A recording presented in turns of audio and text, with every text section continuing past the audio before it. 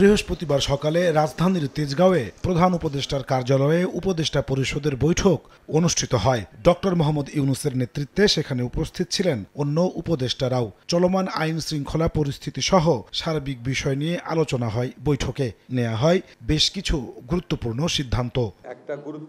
বিকেলে উপদেষ্টা পরিষদ বৈঠকের বিস্তারিত জানাতে ফরেন সার্ভিস একাডেমিতে সংবাদ সম্মেলন করেন আইন উপদেষ্টা ডক্টর আসিফ নজরুল।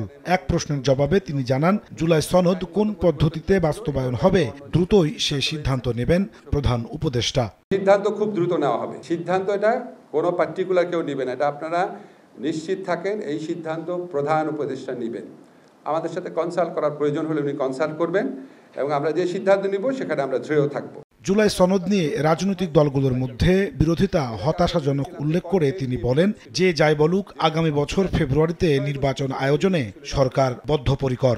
আলাপ আলোচনার পর আমরা প্রধান রাজনৈতিক দলগুলোর বক্তব্যের মধ্যে যে অনৈক্যের সুর দেখছি, এটা হতাশাব্যঞ্জক। তীব্র বিরোধের মধ্যে কিভাবে সমঝোতার দলিল পাশ হয়, এটা খুব দুরূহ একটা চ্যালেঞ্জ আমাদের সামনে এনে দিয়েছে। ওনাদের তো আসলে ঐক্যমত হয় নাই কিছু ভাইটাল প্রশ্নে। যেটা বলুন, আমরা ফেব্রুয়ারির প্রথমার্ধে জাতীয় নির্বাচন করব। উপদেষ্টা পরিষদের বৈঠকে মানবাধিকার সুরক্ষা অধ্যাদেশ, জুলাই জাদুঘর অধ্যাদেশ সহ কয়েকটি আইনের চূড়ান্ত অনুমোদনের সিদ্ধান্ত নেওয়া হয় বলে জানিয়েছেন প্রেস সচিব শফিকুল আলম। নাজমুস সালেহী, সময় সংবাদ, ঢাকা।